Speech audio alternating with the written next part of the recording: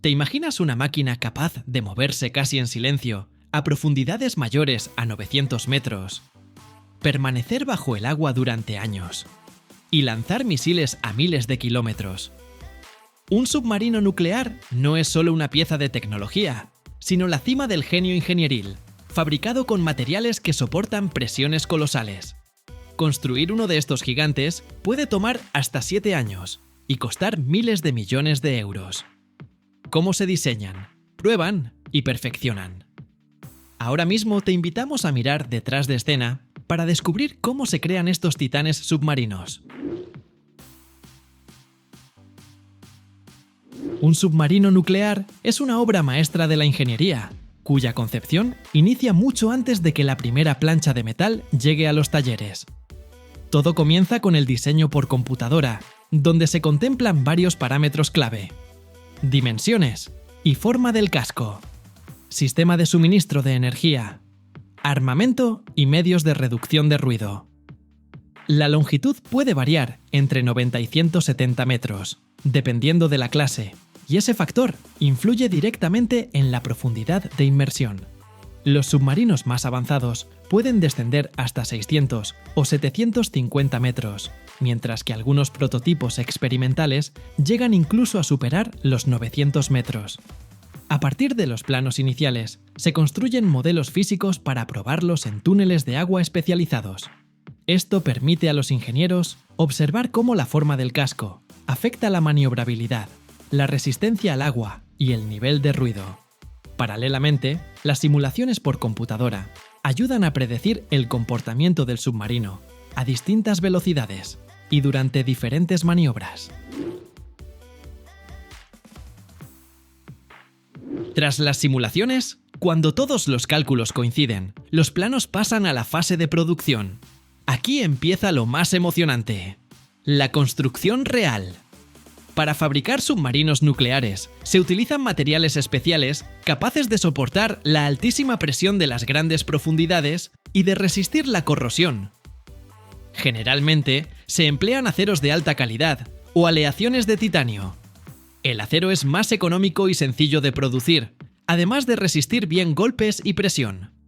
El titanio, por su parte, ofrece gran resistencia, ligereza, anticorrosión y cualidad antimagnetismo, lo que dificulta la detección de la nave. Sin embargo, es más complejo de procesar y soldar, dado que su punto de fusión ronda los 1700 grados centígrados, frente a los aproximadamente 1400 del acero. Antes de comenzar el ensamblaje, las planchas de metal se someten a un tratamiento térmico. Se calientan, se enfrían rápidamente y luego se recubren con compuestos anticorrosivos.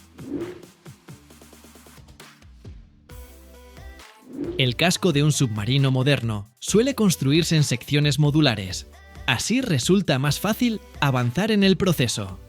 Las planchas metálicas se cortan con potentes equipos láser o de plasma, logrando precisiones milimétricas. Después, cada lámina se dobla bajo grandes prensas para adquirir la forma deseada.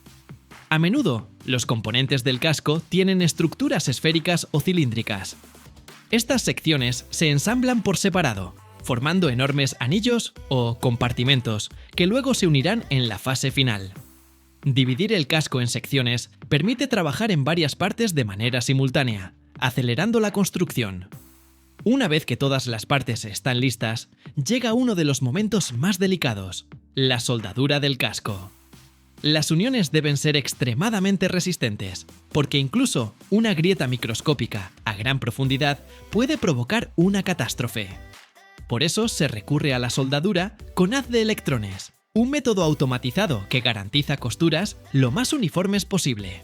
Además, cada soldadura se examina con escáneres ultrasónicos y rayos X para detectar cualquier falla. La mayoría de los submarinos nucleares cuenta con un casco doble. El casco interno, altamente resistente, soporta la presión a profundidades extremas. El casco externo, en tanto, brinda un perfil más hidrodinámico y disminuye las probabilidades de ser detectado. Entre ambos cascos se ubican los tanques de lastre que ajustan la flotabilidad de la nave. Para mantener el submarino lo más silencioso posible, se aplican recubrimientos anecoicos, paneles poliméricos que absorben ondas sonoras, junto con materiales compuestos con microporos que reducen la firma acústica, además de recubrimientos en hélices y sistemas de propulsión para atenuar el ruido. Cuando cada sección del casco está terminada, comienza su unión. Grúas enormes transportan los compartimentos hacia diques especiales, donde se fijan mediante pernos y se sueldan cuidadosamente. A continuación, se prueba la hermeticidad inyectando aire comprimido y revisando posibles fugas. También se hacen pruebas de resistencia en un dique hidroestático, donde se simulan presiones similares a las de un entorno de gran profundidad. Tras terminar de ensamblar el casco y comprobar su solidez, se instala el componente clave, el reactor nuclear. Se trata del corazón del submarino, que le permite permanecer sumergido durante meses o incluso años. Un reactor nuclear no es simplemente un motor, sino todo un complejo de sistemas energéticos y auxiliares que ocupa buena parte del submarino. Las unidades más modernas emplean reactores que generan vapor al calentar agua en un circuito cerrado. El combustible, por lo general uranio 235 o uranio 238 enriquecido, se aloja en la zona activa del reactor. La reacción nuclear libera calor, el cual convierte el agua en vapor, y este vapor impulsa las turbinas que generan electricidad y mueven la hélice principal. El reactor llega en contenedores especialmente protegidos y se introduce con grúa por la escotilla superior del casco. Dentro hay un compartimento reforzado con materiales que minimizan la radiación, además de sistemas de enfriamiento de emergencia y barreras herméticas. El reactor se coloca sobre una plataforma amortiguada para absorber vibraciones e impactos. Luego, se montan los intercambiadores de calor y generadores de vapor, encargados de la circulación del refrigerante, así como las turbinas y generadores eléctricos que sostienen todas las funciones del submarino. Finalmente, el compartimento del reactor se sella con paneles de plomo y materiales compuestos en varias capas para proteger a la tripulación de la radiación. Para comprobar su correcto funcionamiento, se enciende el reactor en modo de prueba, aumentando la potencia de forma gradual y vigilando constantemente los niveles de radiación en los distintos compartimentos. Al mismo tiempo, se examinan los sistemas de enfriamiento a máxima capacidad. Cuando el reactor está instalado y el casco ensamblado, el submarino todavía no está listo para operar. En su interior solo hay pasillos y compartimientos vacíos, así que el siguiente paso es montar los sistemas de control, de vida a bordo, de armamento y las áreas para la tripulación. Los sistemas de sonar se colocan en la proa y a lo largo del casco para detectar embarcaciones enemigas y escanear el fondo marino. También se instalan los sistemas computarizados y estaciones automatizadas de control de combate, esenciales para maniobrar con precisión. Por supuesto, llegan las armas. Los tubos lanzatorpedos se ubican en la sección frontal y suelen contar con mecanismos automatizados de recarga. En los submarinos estratégicos se añaden silos para misiles en la sección central, con sellos hidráulicos y sistemas de control de presión que posibilitan el lanzamiento, incluso a gran profundidad. Puesto que la tripulación puede pasar meses sumergida, el submarino debe ser lo más autónomo posible. Para ello, las unidades nucleares disponen de sistemas de generación de oxígeno, eliminación de dióxido de carbono, calefacción, ventilación y un suficiente abastecimiento de agua. ¿Te suenan los hoteles cápsula? Pues, en el interior del submarino existen espacios similares. Cápsulas para el descanso de la tripulación, además de comedores con amplias reservas de alimentos y una sala de mando con paneles de control, mapas y equipos de comunicación. Tras acondicionar los espacios habitables, el submarino está casi listo para zarpar, pero aún falta una serie de pruebas exigentes que demuestren que puede tolerar la inmensa presión, conservar un perfil sigiloso, maniobrar bajo condiciones extremas y cumplir misiones de combate. Estas pruebas pueden prolongarse de 6 meses a 2 años e incluyen tanto pruebas de fábrica como simulaciones de entrenamiento para la tripulación. Primero, se comprueba de nuevo la hermeticidad de la estructura. Se revisan todos los sistemas eléctricos y de navegación, y se enciende el reactor otra vez. A continuación, el submarino sale por primera vez al mar abierto, donde se testean estabilizadores, cilindros hidráulicos y timones. Se llevan a cabo giros bruscos, inmersiones, maniobras de emergencia y se determina la velocidad máxima. Por lo general, 25 a 35 nudos, es decir, entre 46 y 65 km por hora. Después, la nave desciende hasta la profundidad de periscopio, unos 20 metros, para evaluar su estabilidad. A mayor profundidad, se verifica el desempeño de los tanques de lastre bajo distintas cargas, llevando gradualmente al submarino hasta su máximo de inmersión, que suele rondar los 600 metros, según la clase. También se comprueba el reactor bajo la máxima exigencia. Una vez que el buque demuestra su fiabilidad y navegabilidad, se pasa a las pruebas de sistemas de combate. Los primeros lanzamientos suelen hacerse con torpedos de entrenamiento, sin carga explosiva. En submarinos estratégicos puede realizarse el disparo de un misil balístico en una trayectoria de lanzamiento, inmersión, desactivación en el aire. En los submarinos tácticos se prueban misiles de crucero como el Tomahawk o sus equivalentes. Además, la nave ingresa en una zona equipada con sensores hidroacústicos para medir el nivel de ruido a diferentes velocidades y comprobar la efectividad del recubrimiento antisonar. Finalmente, el submarino lleva a cabo una misión de combate simulada, donde la tripulación demuestra su capacidad para operar bajo condiciones reales.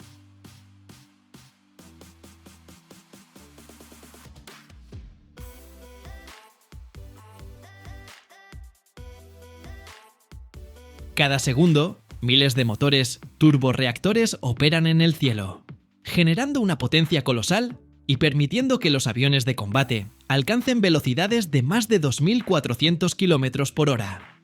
Es impresionante. Pero, ¿cómo se construyen estas maravillas tecnológicas capaces de soportar temperaturas por encima de 1600 grados Celsius y funcionar bajo condiciones realmente extremas?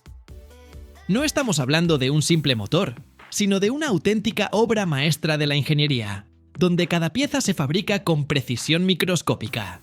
Imagínate una planta industrial, en la que brazos robóticos ensamblan turbinas que cuestan decenas de millones de euros.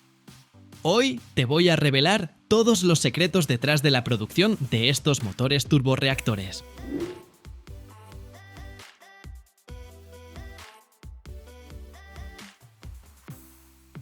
El motor turborreactor es uno de los tipos de propulsores aeronáuticos más importantes, basado en el principio de la propulsión a chorro. El aire se comprime, se calienta y luego se expulsa rápidamente a través de la tobera, generando así la fuerza de empuje. Los aviones de combate necesitan justo este tipo de motores, ya que pueden proporcionar una enorme potencia, incluso a altísimas velocidades. Pero fabricar un motor así no es tan sencillo como ponerle una turbina y largarse. Es toda una ciencia, donde cada componente debe ser lo más preciso y resistente posible. Veamos qué ocurre en cada fase de producción. Al año se fabrican más de 1000 motores turborreactores. Los datos exactos, claro, están bajo estricta confidencialidad, pero aún así las cifras impresionan. Toda la magia empieza en la fase de diseño. Aquí, los ingenieros tienen en cuenta absolutamente todo, desde la velocidad máxima que debe alcanzar el caza hasta la temperatura a la que pueden resistir las piezas internas. Primero se elaboran planos y modelos. ¿Has jugado alguna vez a un videojuego en el que creas tu propio mundo en 3 dimensiones? Pues más o menos así funciona. Se desarrolla una maqueta virtual que pasa por un sinfín de pruebas computacionales. Este paso ahorra tiempo y dinero, reduciendo al mínimo los posibles errores. El diseño de un motor turborreactor puede tardar de 3 a 10 años, dependiendo de la complejidad del modelo, los requisitos del cliente y el nivel tecnológico de la empresa. Se comienza por la conceptualización, definiendo las características principales. Luego, Los ingenieros pasan al modelado por computadora, algo parecido al diseño 3D de los videojuegos, pero considerando miles de parámetros aerodinámicos y termodinámicos. Después se crean prototipos y se someten a pruebas en bancos de ensayo terrestres, además de vuelos en plataformas de prueba. Todo este proceso puede prolongarse hasta unos 15 años para los cazas más avanzados. Por ejemplo, el motor Pratt y Whitney F-135, que impulsa al F-35, llevó más de una década de desarrollo con innumerables revisiones. Y los motores experimentales de sexta generación probablemente tardarán todavía más. Cuando el proyecto está listo, toca pensar en los materiales. Aquí es donde empieza lo realmente increíble. Los motores turborreactores para aviones de combate se fabrican con materiales especiales capaces de resistir altísimas temperaturas y presiones descomunales. Hablamos de aleaciones de titanio, níquel o incluso cerámica, muchas veces cientos de veces más resistentes que el acero convencional. Cada componente del motor es una pequeña maravilla de la ingeniería. Las aspas de la turbina, por ejemplo, no solo deben ser súper resistentes, sino también muy ligeras. ¿Te imaginas? A veces se diseñan de tal modo que el propio material cambie su estructura interna cuando se expone a altas temperaturas, aumentando así la eficiencia del motor. Los materiales especiales para motores turborreactores, como las aleaciones de titanio y níquel, o los compuestos cerámicos, se fabrican en plantas metalúrgicas de alta tecnología, repartidas por todo el mundo. Las minas de titanio más importantes se encuentran en Australia, Sudáfrica y Canadá.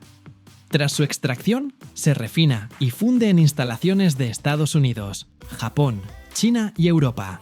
Las aleaciones de titanio se usan mucho en las aspas del compresor y en las cubiertas del motor, por su ligereza y resistencia a la corrosión. Las superaleaciones de níquel aguantan temperaturas extremas, hasta 1600 grados Celsius. El níquel se extrae en Indonesia, Canadá y Nueva Caledonia.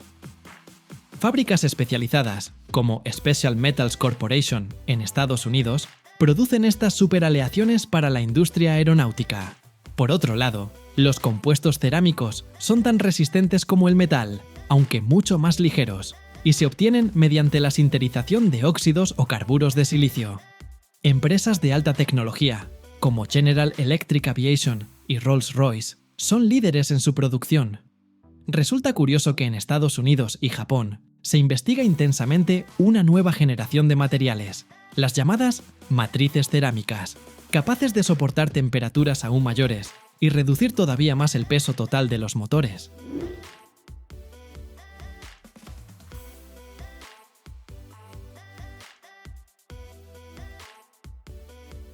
Ahora imagina la enorme cantidad de piezas que deben ensamblarse a la perfección. No es simplemente juntar partes en una línea de montaje. Es como armar un rompecabezas gigante, donde una sola pieza mal colocada puede generar problemas serios. Cada fase del montaje se verifica minuciosamente. Visualiza un taller enorme, con techos altísimos, donde la luz se refleja en componentes metálicos relucientes. De entrada, parece un gran hangar ordenado hasta el más mínimo detalle. Pero si miras con atención, te darás cuenta de que es el corazón de la producción, donde nacen los motores turborreactores de los aviones de combate. Todo arranca sobre plataformas donde se fijan los elementos principales del motor. Alrededor, técnicos con overoles blancos y semblante concentrado trabajan en cada pieza. Se asemejan más a cirujanos que a simples operarios, y no es exageración. Cualquier error puede costar millones de dólares, o incluso vidas humanas. Brazos robóticos realizan movimientos meticulosos, levantando componentes enormes y acoplándolos con una precisión milimétrica. Hay algo hipnótico en esos desplazamientos suaves, como un baile sincronizado, orquestado por la mente de los ingenieros. Al mismo tiempo, el personal revisa manualmente tornillos, pule los bordes de las piezas y controla cada detalle. Créeme, esto no es solo un trabajo, es casi arte. Uno de los momentos más espectaculares es la instalación de las aspas del compresor. Discos enormes giran con lentitud mientras los técnicos encajan cada aspa con precisión de relojero. Su superficie brilla como espejo, reflejándolo todo a su alrededor. Una sola aspa puede aguantar temperaturas de miles de grados y girar tan rápido que al ojo humano le resulta imposible seguirla.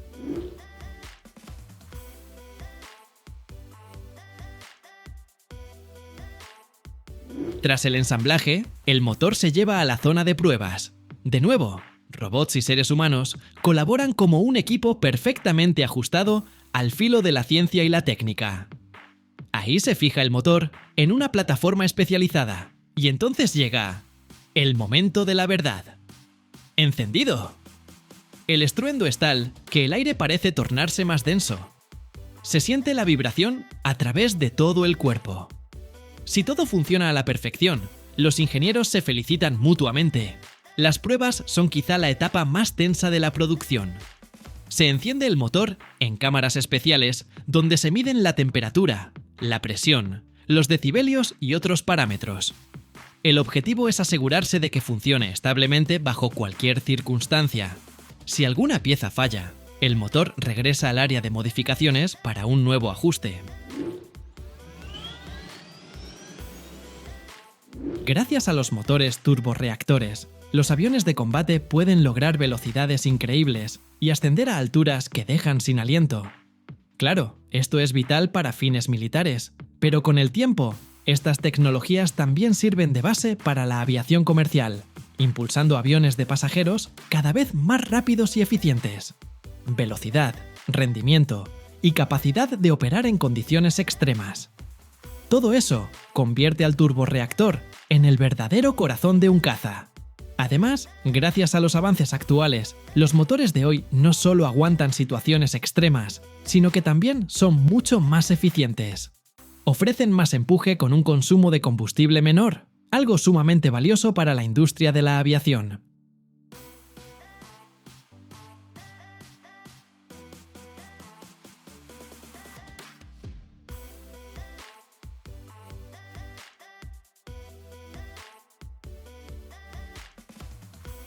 Imagina esto. Más de 200 componentes se necesitan para fabricar una sola llanta Michelin. Pero, ¿cómo es que el caucho de un árbol tropical se transforma en una llanta capaz de resistir cientos de miles de kilómetros? Y lo más interesante, ¿qué sucede con ellas después de usarlas? Hoy vamos a explorar los secretos detrás de la producción de las llantas Michelin, desde el látex fresco hasta los procesos más innovadores de reciclaje. Quédate para descubrir cómo una llanta vieja puede convertirse en algo completamente nuevo. Michelin produce alrededor de 200 millones de neumáticos cada año, lo que equivale a casi el 10% de la producción mundial de neumáticos. La compañía es uno de los líderes globales en la industria, junto con Bridgestone y Goodyear. Los principales componentes de la mezcla para fabricar neumáticos incluyen caucho natural, caucho sintético, negro de humo, sílice, cordones metálicos, aros de talón, cordones textiles y aditivos químicos. El caucho natural se obtiene del látex del árbol del caucho, o hevea, que crece en regiones tropicales como Tailandia, Indonesia y Malasia. Este material es esencial para fabricar la banda de rodadura, la parte del neumático que asegura la tracción en el camino. Michelin incluso cuenta con sus propias plantaciones de hevea para garantizar la calidad del látex. El caucho sintético se produce a partir de derivados del petróleo, como el butadieno y el estireno. Este material se utiliza en las partes que requieren mayor resistencia al desgaste. El negro de humo no es simplemente carbón común, es un aditivo derivado de la industria petroquímica que se incorpora al caucho para hacerlo más resistente y duradero, prolongando la vida útil de los neumáticos. El sílice se utiliza para reducir la resistencia al rodamiento, lo que permite disminuir el consumo de combustible. El cordón metálico refuerza los neumáticos, haciéndolos más resistentes. Este cordón se fabrica con alambre de acero de alta resistencia. Los aros de talón garantizan una conexión firme entre el neumático y la llanta. Por su parte, el cordón textil está compuesto de poliéster, nailón o aramida. un material que también se usa en chalecos antibalas. Proporciona elasticidad y una gran resistencia a los desgarres. Los antioxidantes y estabilizadores presentes en la mezcla protegen los neumáticos de los efectos del ozono y los rayos ultravioleta. Además, el azufre se emplea en el proceso de vulcanización del caucho. Las materias primas se transportan a las fábricas de Michelin en todo el mundo, donde se producen los neumáticos. Las mayores plantas de producción de Michelin están ubicadas en Francia, Alemania, China y Estados Unidos. En total, Michelin cuenta con más de 70 fábricas en 17 países, incluyendo Estados Unidos, Francia, China, Italia, Brasil y Tailandia. Ahora ya sabes de qué están hechas las llantas, pues vamos a ver cómo se fabrican. El caucho, el negro de carbón, el sílice y los aditivos químicos se mezclan en mezcladoras especiales a una temperatura de aproximadamente 170 grados Celsius. La mezcla resultante se pasa varias veces entre rodillos para lograr una consistencia uniforme. Michelin utiliza fórmulas patentadas para sus compuestos, desarrolladas en sus propios centros de investigación. Por ejemplo, para las llantas de gama premium, se añaden nanocompuestos a la mezcla para mejorar la tracción. Michelin produce llantas para una amplia variedad de aplicaciones: automóviles de pasajeros, camiones, vehículos deportivos de competición e incluso aviones. Para la producción de llantas Michelin, cada año se utilizan más de 800.000 toneladas de caucho natural, lo que representa aproximadamente el 10% del consumo mundial de este material. En cuanto al caucho sintético, se emplean alrededor de 1.200.000 toneladas. El siguiente paso es fabricar la banda de rodadura. Observa cómo el caucho se extiende en largas tiras y luego se corta al ancho necesario. Los laterales se forman por separado, añadiendo elementos decorativos, logotipos e inscripciones. Desde las primeras etapas de diseño, un equipo de diseñadores y técnicos crea un modelo tridimensional de la llanta.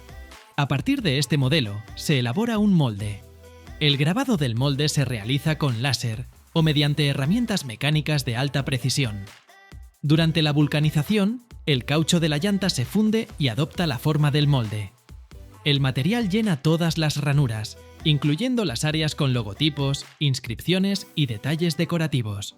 Como resultado, la llanta adquiere grabados nítidos y duraderos. Algunas llantas llevan logotipos o inserciones de colores. En estos casos, segmentos especiales de caucho de color se colocan previamente en los puntos correspondientes del molde. Ahora es el turno del cordón. En máquinas especializadas se entrelazan hilos de tejido y acero, que luego se impregnan con caucho.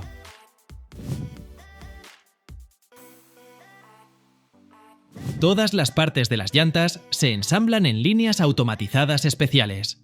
Primero, se aplica la capa interior, que actúa como sellador. Luego, se añaden los cordones textil y metálico para garantizar la resistencia. Después, se colocan los aros metálicos que permiten fijar la llanta a la rueda. Finalmente, se añaden los elementos exteriores. La llanta ensamblada en este punto se llama cruda y aún no está lista para su uso. Antes de ser lanzada a la producción, cada modelo de llanta pasa por pruebas que pueden alcanzar hasta 1.000.000 de kilómetros. Impresionante, ¿no crees?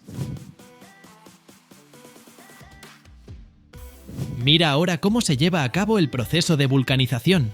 Las llantas crudas se colocan en moldes especiales que se calientan a una temperatura cercana a los 200 grados Celsius. Luego, se someten a presión durante 10 o 15 minutos. Durante este proceso, el caucho se vuelve más resistente y en la superficie de la llanta aparece el dibujo del neumático. Cada llanta pasa por un control de rayos X, una prueba de balanceo y un test de hermeticidad. Algunos modelos se someten a condiciones extremas para asegurar su durabilidad. ¿Sabías que algunas llantas Michelin tienen garantía para recorrer hasta 100.000 kilómetros? ¡Impresionante! Las llantas viejas de Michelin se reciclan para fabricar materiales utilizados en la construcción de carreteras. Estas llantas se recogen en puntos de reciclaje especializados, estaciones de servicio o empresas dedicadas a la gestión de residuos. Parte de las llantas se procesan directamente en fábricas locales, mientras que otras se transportan a centros especializados. Una vez en estos lugares, las llantas son sometidas a inspecciones. Aproximadamente el 15% de ellas se renueva mediante un proceso llamado recauchutado. Se reemplaza el dibujo del neumático y la llanta queda apta para usarse nuevamente por un tiempo. El resto se destina a procesos de reciclaje. Mira cómo las llantas viejas se cortan y trituran en máquinas especiales hasta convertirse en pequeños fragmentos. Los cables metálicos y las fibras textiles se separan utilizando imanes y filtros de aire. El caucho que queda se transforma en gránulos de goma, conocidos como goma triturada, que se emplean en la construcción de carreteras, superficies para áreas deportivas o en la fabricación de nuevos productos. ¿Te preguntas cuáles son esos nuevos productos? Pues pueden ser desde tapetes para automóviles hasta suelas de calzado. Increíble, ¿no? Así es como las llantas tienen una segunda vida. Primero recorren el mundo sobre ruedas y luego se convierten en algo que camina. Cada año se generan alrededor de 1.500 millones de llantas usadas en todo el mundo, y su mala gestión puede causar un impacto ambiental muy grave. El metal, tras ser limpiado y fundido, se reutiliza en la industria metalúrgica, mientras que el textil se transforma en materiales aislantes o para proporcionar aislamiento térmico. Un proceso fascinante y vital para el medio ambiente. En Europa se recicla alrededor del 95% de las llantas usadas, mientras que en los países en desarrollo esta cifra puede ser tan baja como el 20 o 30%. En algunas naciones, las llantas viejas se colocan en el agua para crear arrecifes artificiales destinados a peces y corales. Sin embargo, estas iniciativas suelen ser objeto de críticas debido al riesgo de contaminación que representan. ¿Es realmente una solución sostenible? Es un debate que sigue abierto.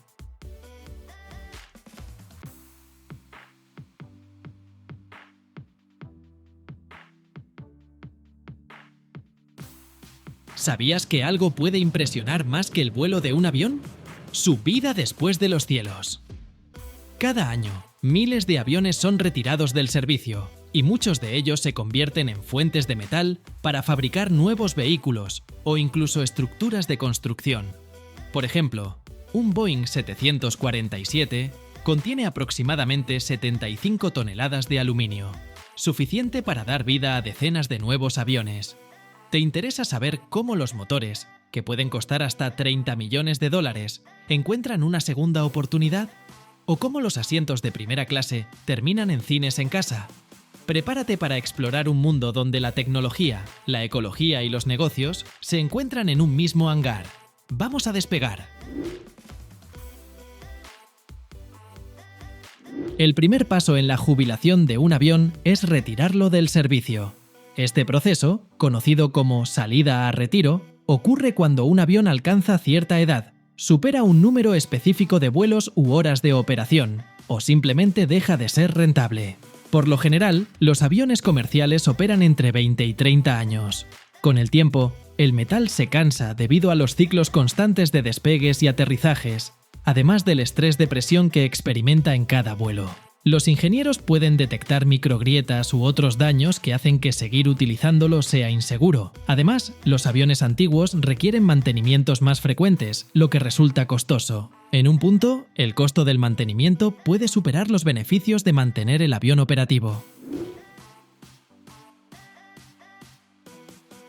Los modelos más nuevos son más eficientes en consumo de combustible, más ecológicos y menos costosos de operar. Por ejemplo, el Boeing 787 y el Airbus 350 son considerablemente más eficientes que los viejos Boeing 747. Los estándares internacionales de seguridad también evolucionan constantemente. Si un avión no cumple con los nuevos requisitos y modernizarlo resulta demasiado caro, se retira del servicio. En algunos casos, las aerolíneas deciden jubilar sus aviones debido a una caída en la demanda de vuelos, como ocurrió durante la pandemia de COVID-19. Curiosamente, los aviones de carga suelen durar más tiempo, ya que no tienen los mismos requisitos de confort para pasajeros y enfrentan menos exigencias. Pero, tarde o temprano, incluso ellos también llegan a su retiro. El desmantelamiento comienza trasladando el avión a un hangar especializado. Aquí inicia su segunda vida. El primer paso es desmontar los motores, que son la parte más valiosa del avión.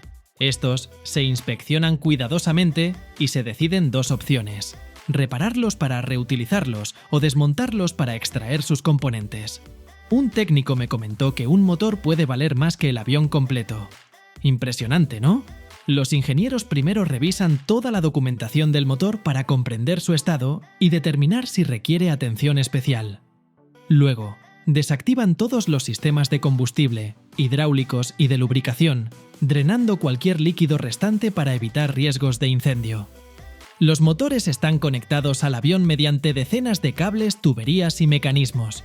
Paso a paso, los ingenieros desconectan cada uno de ellos con precisión quirúrgica. Todas las conexiones se etiquetan para facilitar su montaje posterior. El capó, que protege el motor, se retira cuidadosamente para permitir el acceso a las partes principales. Este componente también se inspecciona o repara según sea necesario.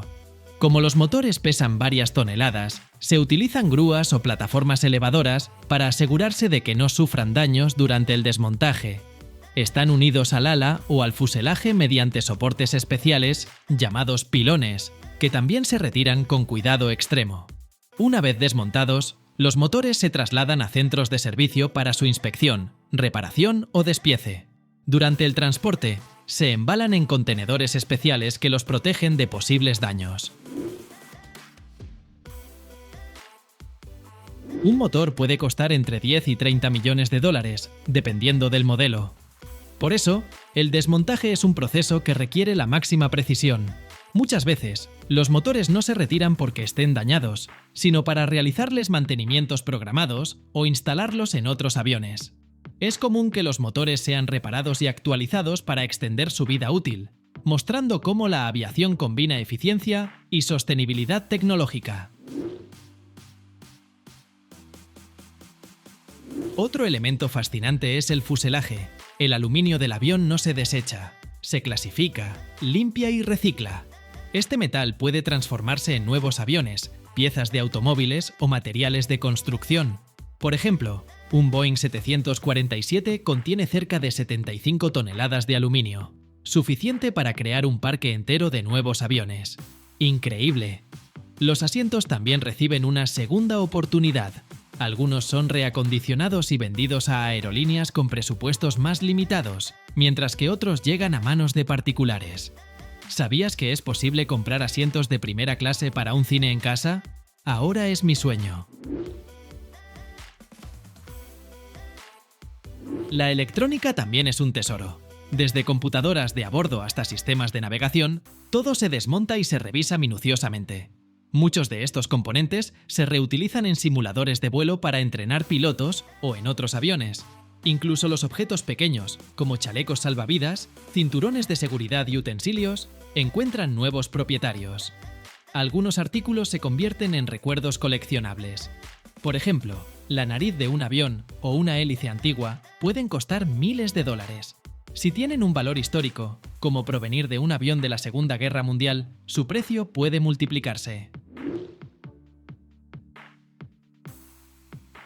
Lo que más me impresionó fue la coordinación del equipo. Parecían desmontar un gigantesco rompecabezas donde cada pieza tiene su lugar en el mundo. Imagina que de un solo avión se pueden obtener hasta 50.000 componentes.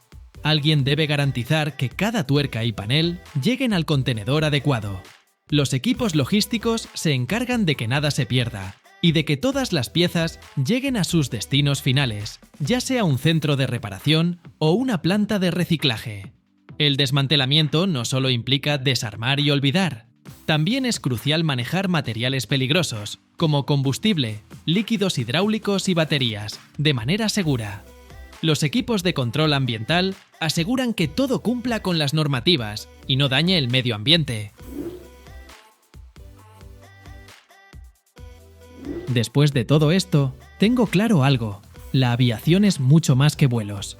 Es ecología, tecnología y hasta arte. Ahora, cada vez que veo un avión en el cielo, me pregunto, ¿qué le deparará el futuro? ¿Y tú? La próxima vez que veas un avión, recuerda que incluso después de su último vuelo, puede transformarse en algo extraordinario.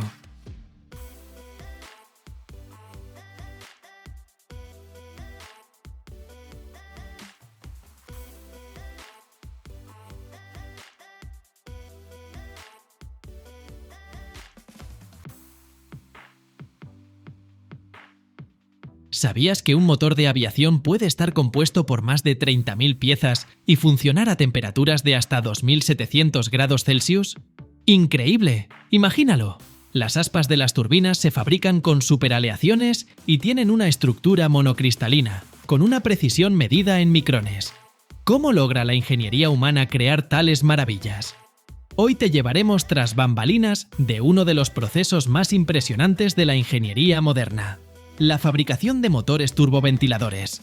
No te lo pierdas, porque lo que viene es aún más fascinante.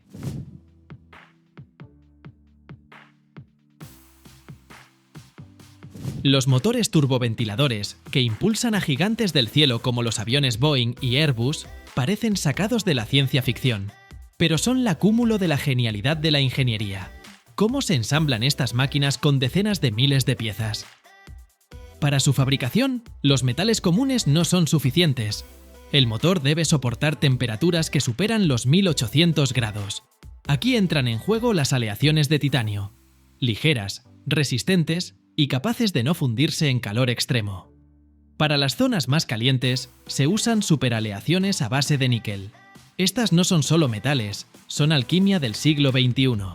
Los compuestos, como las fibras de carbono, se utilizan en los ventiladores para reducir el peso sin comprometer la resistencia.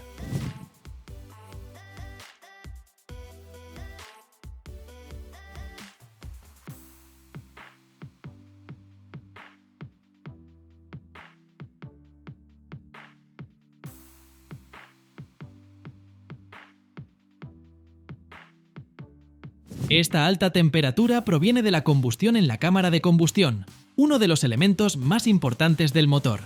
Durante su operación, el combustible de aviación, generalmente queroseno, se mezcla con aire y se enciende, generando gases calientes que alcanzan velocidades y temperaturas asombrosas, más de 982 grados Celsius, y en motores modernos hasta 2700 grados. Este calor extremo es necesario para lograr la máxima eficiencia de empuje.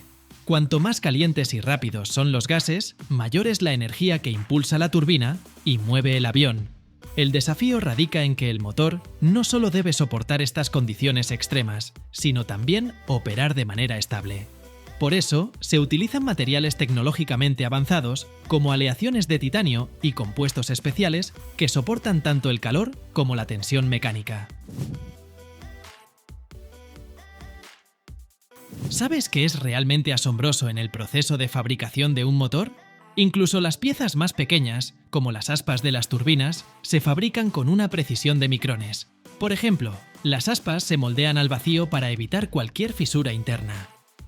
Algunas se diseñan con una estructura monocristalina, lo que significa que no tienen costuras ni uniones en su metal. Y esto no es todo. La impresión 3D también juega un papel clave, permitiendo crear piezas complejas que serían imposibles de producir con métodos tradicionales. Las aspas son el corazón del motor. Trabajan en las zonas más calientes, transformando la energía de los gases en movimiento rotatorio. Primero, se crea un modelo de cera de la aspa, casi como una escultura artística, pero con una precisión extrema. Este modelo se sumerge en un líquido cerámico que se endurece para formar un molde perfecto. Luego, se elimina la cera, y la cerámica queda lista para el siguiente paso crucial. Aquí comienza el verdadero espectáculo. En un horno especializado, se funden superaleaciones que incluyen níquel, cromo y otros metales capaces de soportar temperaturas superiores a 2000 grados Celsius. Este metal fundido se vierte en el molde cerámico. Pero el secreto no está solo en el material, sino en el método de fabricación. Para que una aspa soporte temperaturas y tensiones gigantescas, a menudo se produce como un monocristal. Esto significa que todo el metal no tiene costuras ni fisuras. ¿Por qué es importante? Porque las uniones o grietas en estas condiciones son como minas. un error y la aspa falla. Los monocristales se cultivan mediante un enfriamiento muy lento. El molde con el metal fundido desciende gradualmente hacia la zona de enfriamiento del horno, un proceso que puede durar días, pero el resultado es una aspa perfectamente resistente y duradera.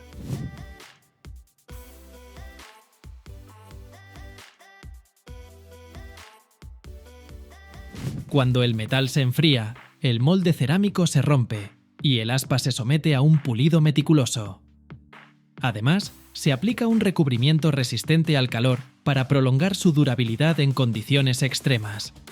Cada aspa se inspecciona individualmente y si tiene el más mínimo defecto, no pasa a la siguiente etapa. La impresión 3D también está revolucionando la fabricación de componentes como las boquillas de combustible y las aspas del compresor. Por ejemplo, GE Aviation imprime boquillas que son un 25% más ligeras y 5 veces más resistentes que las tradicionales. Capa por capa, el polvo metálico se transforma en piezas que hacen que los aviones sean más rápidos, eficientes y ecológicos. Primero, los ingenieros diseñan un modelo digital 3D de la pieza con una precisión extrema. Cada curvatura y cavidad es crucial, porque estas piezas a menudo operan en lugares donde 1 milímetro puede marcar la diferencia en la eficiencia y confiabilidad del motor. Este modelo digital actúa como un mapa para la impresora 3D, que sabe exactamente dónde y cómo construir la forma requerida. En lugar de metal sólido, se utiliza un polvo ultrafino hecho de titanio, níquel o inconel, una superaleación de aluminio. Este polvo, similar a arena, tiene partículas tan diminutas que son casi invisibles a simple vista.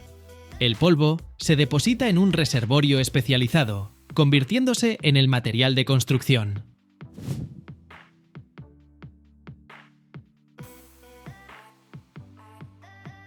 El principio de funcionamiento de la impresora es simple pero genial. Utiliza un láser o un haz electrónico para fundir el polvo. El láser calienta el polvo a tal punto que se fusiona en una estructura metálica uniforme. Luego se aplica otra capa de polvo y el proceso se repite. Este método, conocido como sinterización láser selectiva o fusión, permite crear formas geométricas complejas, como piezas con canales internos para enfriamiento que serían imposibles de fabricar con fundición o fresado tradicionales. En la fabricación tradicional, a menudo se empieza con un bloque grande de metal y se corta lo innecesario, lo que es costoso y genera mucho desperdicio. La impresión 3D trabaja de manera opuesta. Crea solo lo que se necesita, sin desperdicios.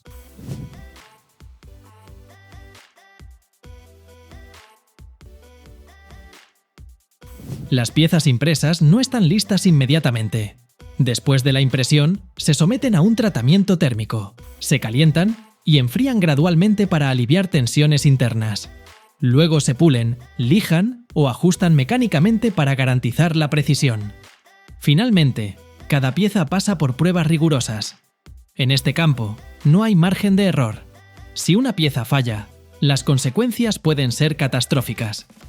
El ensamblaje del motor ocurre en hangares gigantes, donde cada metro cuadrado está lleno de herramientas, piezas y técnicos trabajando en algo extraordinario. Este es el último paso en la creación del motor. Aquí, componentes como aspas, compresores, cámaras de combustión y carcasas se convierten en una unidad lista para elevar un avión al cielo.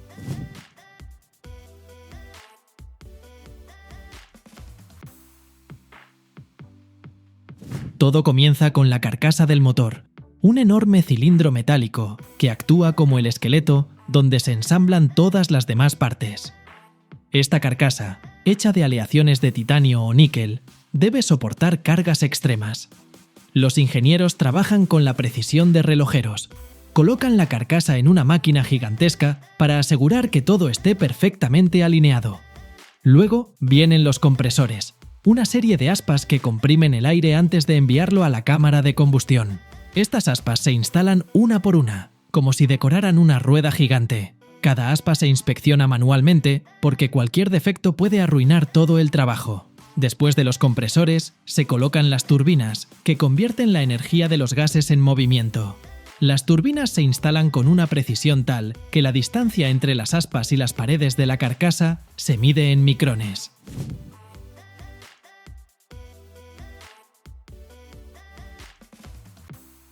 El siguiente paso es la instalación de la cámara de combustión, el verdadero infierno del motor. Aquí, el aire comprimido se mezcla con combustible y se enciende. Los ingenieros colocan boquillas especiales que garantizan una distribución uniforme del combustible. Cualquier error en el ángulo de una boquilla puede reducir la eficiencia o dañar el motor. Por el centro del motor pasa un eje principal que conecta el ventilador en la parte delantera con la turbina en la parte trasera. Cuando la turbina gira por los gases calientes, el eje transfiere esta energía al ventilador, que succiona aire. La instalación del eje requiere una precisión quirúrgica, ya que cualquier desalineación puede causar vibraciones que destruyan el motor.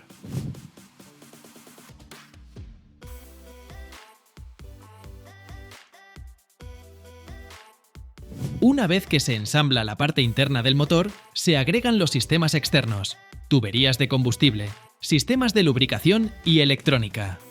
El motor está lleno de sensores que monitorean temperatura, presión, revoluciones y más. Estos componentes se fijan con cables, tubos y pernos diseñados para soportar vibraciones y temperaturas extremas. Antes de instalar el motor en un avión, se somete a pruebas rigurosas en un banco de pruebas que simula condiciones de vuelo, despegues, turbulencias y altitudes de hasta 10.000 metros. Este es el momento más emocionante. Cuando el motor se pone a plena potencia, el ruido es ensordecedor y los gases brillan intensamente. Los ingenieros evalúan su resistencia, durabilidad y eficiencia.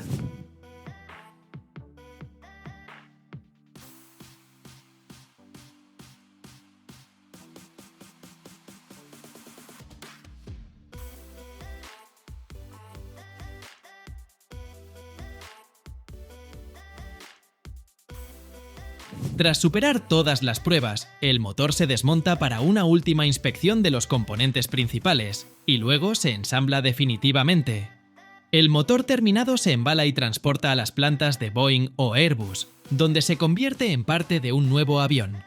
Así, pieza por pieza, los ingenieros crean el corazón de un avión, capaz de llevar a miles de pasajeros a través de continentes. ¿No es este un verdadero milagro moderno? Escribe en los comentarios si te gustaría ver más videos como este.